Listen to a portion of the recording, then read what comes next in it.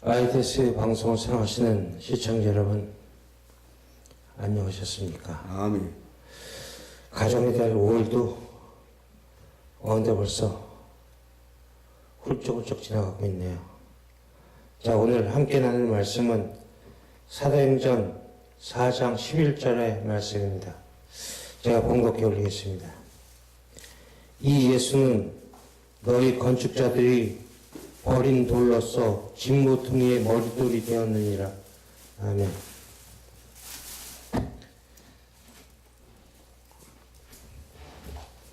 사도행전 11절에 이 예수는 너희 건축자들의 버린 돌로서 진모퉁이의 머릿돌이 되었다고 이야기합니다. 사도들이 성전 미문에 앉아 구걸하던 안전뱅이를 일으켰더니 그곳에 있던 바리새인, 사두개인, 관원들, 또 대제사장 또는 제사장들이 누가 그를 살렸냐며 그렇게 물어보자 사도들이 예수님께서 하신 일이라고 하면서 시편 118편을 인용해 너희가 바로 건축자라고 하면서 너희가 그 돌을 버렸다라고 하는 장면입니다. 예수님도 마태복음에서 똑같은 인용을 하셨습니다. 건축자라는 단어가 그만큼 상당히 중요한 의미가 있는 단어이기 때문입니다. 우리가 성경을 보면서 건축하면 생각나는 것이 창세기에 가인의 성 건축과 바벨탑을 건축한 죄인들의 사건을 떠올리게 됩니다. 건축하면 죄인들이 에덴에서 쫓겨난 이후에 자기들이 원하는 죄인들의 이상함을 건축하는 모든 사고와 행위를 말하는 것입니다. 지금 세상 사람들 모두가 하고 있는 바로 그것이 바로 그 건축입니다. 자기들이 원하는 행복과 자기들이 원하는 유토피아, 인간들은 그것들을 건축하고 있는 것입니다. 그래서 많은 이데올로기도 나오고 교육과 여러 가지 과학 문명이 쏟아져 나오고 있는 그런 것인데 인간들은 그런 것들로 계속해서 행복에 도달하려고 건축하고 있는 것입니다. 그 미련한 건축자들이 진짜 행복한 집을 지을 수 있는 모퉁이 돌인 예수가 오셨는데 그 돌을 버린 것입니다. 그 모퉁이 돌인 그 예수를 의지하지 않고 엉뚱한 것들로 계속해서 자신들의 건축물을 짓고 있다는 이야기가 바로 건축자들이 버린 돌로서 진모퉁이의 머릿돌이 되었다는 이야기입니다. 우리가 건축해야 하는 건축은 예수 그리스도라고 하는 터에 예수 그리스도라는 모퉁이와 예수로 지어진 집이어야만 합니다. 그 이외에 다른 것은 고린도전서에 나온 것처럼 모든 공력이 다 불타 없어지는 헛된 것입니다. 그런데 인간들은 그 집을 자꾸 치장하려 합니다. 불이 완전히 타서 없어질 것인데도 계속해서 치장을 하려 하는 것입니다. 다 태우고 예수가 지은 집만 남아야 하는데 말입니다. 예수만 믿어야 한다는 것은 내가 완전히 부족한 자로 폭로되어야 하고 내가 완전히 부인당해야 한다는 그런 말인데 말입니다.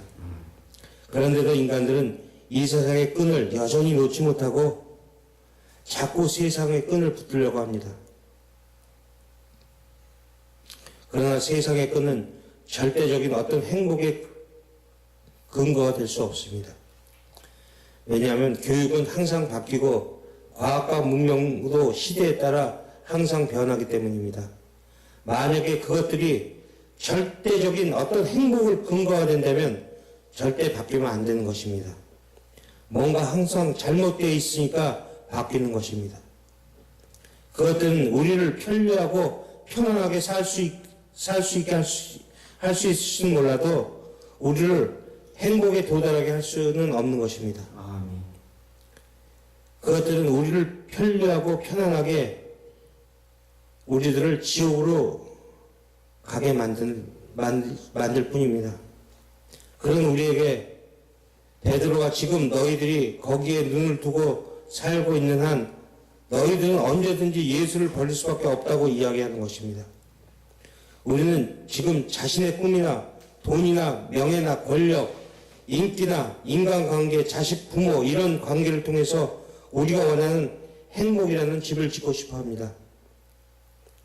그래서 말씀인 예수가 우리의 삶 속에 들어와서 그것들을 다 끊고 회개하라고 하고 내 십자가를 지고, 그래서 말씀인 예수가 우리의 삶 속에 완전히 그렇게 자리 잡고 앉으셔서 너를 부인해라. 그러면 우리들은 기분을 나빠합니다. 그래서 이 시대의 교회 그 강대상에서 그런 복음을 전하지 않는 것입니다.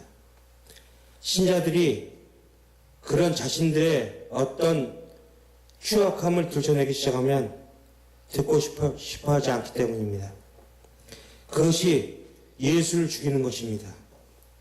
자기들의 기득권과 행복을 위해서 자기를 부인하라는 십자가를 지라는 생명의 양식인 예수를 죽이는 것이라는 말입니다.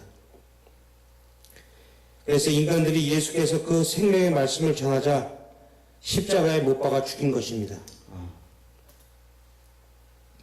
자신들이 가지고 있는 것에 대한 집착이 너무 크기 때문이죠. 우리는 지금도 끊임없이 예수를 죽이고 있습니다. 그 모퉁이 돌을 버리고 있는 것입니다. 세상 것이 나의 관심의 대상이 되는 순간마다 우리는 내 손으로 예수를 죽이고 있는 것입니다.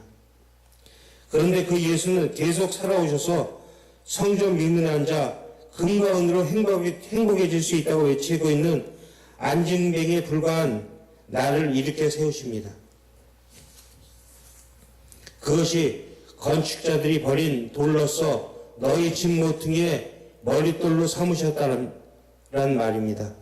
교회라는 새 집을 짓는 모퉁이 돌이 되신 것입니다. 우리는 계속 버리는데 그분은 계속 오셔서 건축물의 모퉁이 돌과 터가 되어 버리신 것입니다. 그것이 은혜의 복음입니다. 오늘은 화려한 성전 미문에 앉아 금과 은 나 주세요. 나는 그 금과 은만 있으면 행복할 수 있어 라며 세상 것을 구하며 소리치는 그 안진뱅이처럼 살고 있지 않나 한번 되돌아보면서 생각해 보십시오. 저는 생각해 봅니다. 나는 어떤 이가 나를 생각했을 때 무엇이 생각날까? 그럼 여러분들은 자신들을 바라봤을 때 세상이 무엇을 생각나게 하는 삶을 살고 계십니까? 예수가 아니면 다 헛되고 헛된 것입니다. 다 불에 타 없어질 것들입니다. 다 불에 타 없어질 헛되고 헛된 것들에 모든 시선을 빼앗기고 살고 있지 않는지 한번 되돌아보십시오. 저희 하루를 생각해 보십시오. 자신들의 하루를 생각해 보십시오. 아침에 일어나는 순간부터 잠자리에 드는 그 순간까지 무엇을 가장 중심에 놓고 무엇을 가장 많이 생각하고 살고 계십니까? 그 중심에 있는 것이 가장 많이 생각하는 것이 지금 여러분의 모습입니다. 성도는 예수의 삶 중심에 놓고 예배의 삶으로 사는 자들입니다. 눈을 뜨는 순간부터 눈을 감는 순간까지 예수님을 의지하고 그 예수에 의해 존재하는 자들이란 말입니다. 도저히 예수를 떠나서는 이제 살 수가 없게 된 자들인 것입니다. 여러분들은 어떠십니까?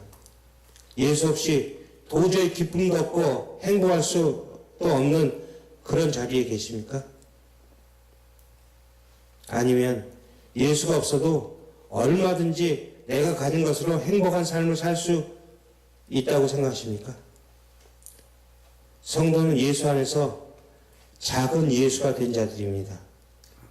그래서 아버지가 시키는 일만 하고 아버지가 하라는 말만 하는 사람들입니다. 아버지의 영광을 위해 존재하는 자들인 것입니다. 예수께서 그 아버지의 영광을 드러낸 것이 바로 십자가에 달리셨을 때입니다. 우리가 반드시 가야 할 곳이기도 하죠. 그렇게 우리는 그 예수의 터 위에 그리스도 예수라는 집을 지어야 하는 자들입니다. 그 집은 여러분이 세상 것들이 모두 발가 벗겨져야 하고 헐벗어야 하며 목이 마를 때 그때만이 지을 수가 있습니다. 그때 비로소 예수님 곁에서 자기 십자가에 달려 면목 없이 구원받은 강도와 같이 내가 부인되고 내 십자가를 질 수 있는 것입니다. 그 자리로 밀려 내려가는 것이 성도의 삶이며 신앙생활입니다. 모두 불타 없어질 세상의 헛되고 허망한 것들을 불에다 태워버리시고 예수라는 부활의 생명만 붙으십시오. 그때 영원한 진정한 행복이 여러분들에게 선물될 것입니다. 아멘. 우린 성경을 보면 하나님의 나라, 그 천국이 은닉이 되어 있다고 많이들 얘기를 합니다. 모든 인간은 하나님 나라에서 쫓겨나서 나라는 그런 나라를 구축하고 삽니다. 내가 나의 욕심을 따라 내 뜻대로 나를 통치하는 것, 그것이 나라는 나라입니다. 하나님은 성도를 거기서 끌어내는 것입니다. 따라서 성도는 옛 자아인 나에게서 탈출하는 것을 목적으로 하여 인생을 살게 됩니다. 그런데 오늘날 교회는 나라는 나라를 더욱더 견고하고 그렇게 단단하게 구축하기 위해 하나님께서 나를 도와야 한다고 말하고 있습니다. 하나님 나라는, 그 천국은 그러한 세상 나라는 그 나라와 반대편에 서 있습니다. 그 천국이 세상이라는 나라에게 맞아 죽는 모습으로 선악 분별도 못하는 어리석은 모습으로 세상에서 조롱당하며 멸시당하는 모습으로 그렇게 나타납니다. 아벨, 노아, 셈, 교회, 모든 천국 백성들이 이 세상에서 약자의 모습으로 비경제적이고 비효율적이고 비실험적이고 비합리적인 모습으로 그렇게 보여지게 되는 것입니다. 그 하나님 나라의 왕이신 예수님이 이 땅에 오셔서 이 땅에서 천국을 사는 하나님 나라 백성의 모습을 분명하게 보여주셨습니다. 순환당하고 멸시당하고 배반당하고 실컷 들겨맞다가 십자가에서 못 박혀 죽었습니다. 그것이 하나님 나라의 왕의 모습이었습니다. 그 삶을 사는 것이 우리의 삶이 되어야 됩니다. 그것이 나를 부인하고 십자가를 지고 쫓으라는 뜻입니다. 그래서 요한계시록에서 두 증인이 바벨론 성에서 맞아 죽는 것입니다. 그런데 그것을 성경은 승리라고 합니다. 왜냐하면 자신의 왕됨을 추구하며 살던 육이 죽어야 비로소 하나님의 왕되심을 인정하며 사는 영으로 다시 살게 되기 때문입니다. 그 모형으로 예수님의 육신이 십자가에서 죽는 것입니다. 그리고는 부활의 몸으로 다시 사시는 것입니다.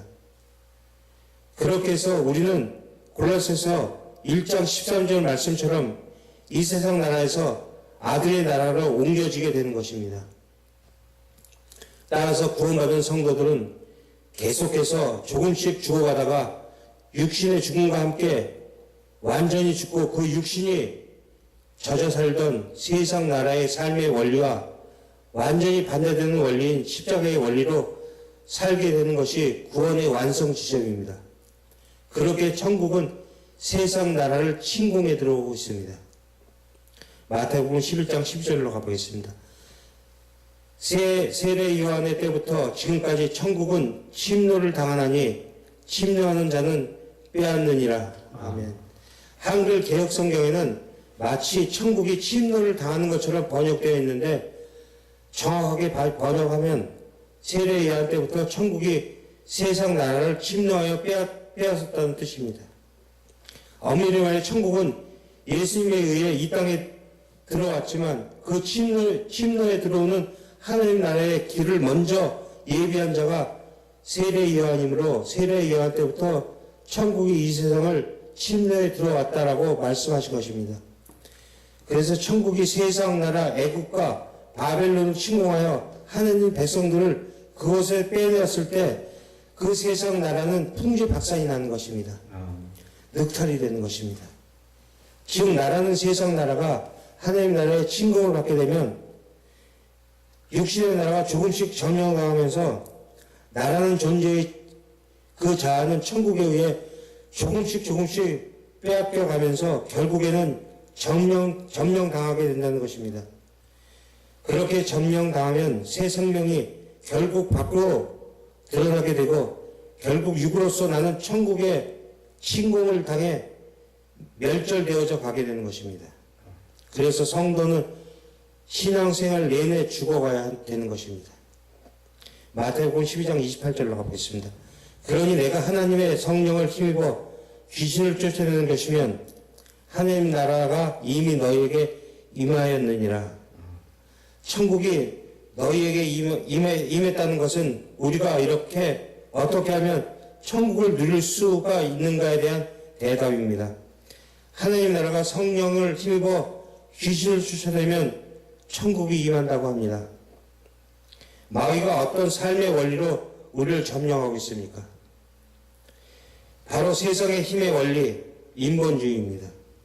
선악과 따먹고 하나님처럼 될 수 있다고 생각하는 그것이 귀신 들린 자의 본성입니다. 귀신이 들렸다는 것은 하나님 절대 의존적 존재로 지어진